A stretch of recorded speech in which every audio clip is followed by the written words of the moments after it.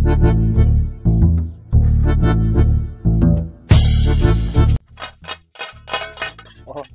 বাবু, এই ভিখারিটাকে কিছু সাহায্য করো বাবু। এক মাস ধরে কিছু খাইনি বাবু। এক মাস খাওনি বাঁচি আছি? টাকা পয়সা কাই কর, নিজে রান্না করে খাইতে পারিনি। আচ্ছা, ও আচ্ছা আচ্ছা, দাঁড়া।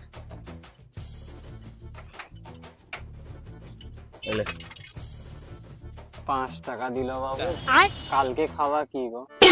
ও হ্যাঁ, কালকে খাইতে হবে।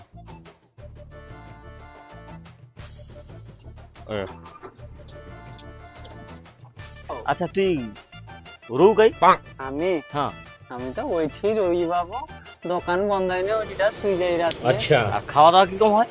খাওয়া দাওয়া বাবু কাই কুন্ঠি কে দুটা ভালোবাসি কি দিলে খাই, নাইলে নাই খাই কি শুই যাই বাবু। আচ্ছা আমি কই দেখি, তোকে যদি 6 মাস কায়ও রোয়ার ব্যবস্থা, খাওয়ার ব্যবস্থা করে দেওয়া হয় কিরকম হবে? বাবু গো, তাইলে তো খুব ভালো হয় বাবু।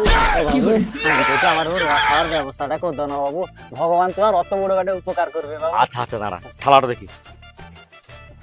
এই মোবাইল রাখ, চশমা রাখ, এই ঘড়িলে, এই টাকা আছে অনেকগুলা, রাখ। তুই 8 ঘন্টা বুঝ, আমি অক্ষুনি ব্যবস্থা করে দিই। আচ্ছা ঠিক আছে, বুঝবো কাজ যাবো। আমি কোনোবা যাবানি, ঠিক আছে। 8 ঘন্টা কেন 5 ঘন্টা বসে রইবা। আজকালকার যুগে এত উপকারী মানুষ আছে, সত্যি খুব ভালো লাগে। স্যার এই লোকটা। হ্যাঁ, ওই সব দিনের বেলা চুরি করছো? দিনের বেলা চুরি করছো? আরে আমি কাই চুরি করলি? ও বাবু তো আমাকে জিনিসপত্র গুলো ওইটি দিকে চলে গেল। ও বাবুগুলা দিচ্ছে অতগুলা জিনিস, লোক উমটা দেয়। ও ছুরি দেখি করে আমার কাছে সব লিছে, মোবাইল, ঘড়ি, টাকা, চশমা সব লিয়ে লিছে। না না না,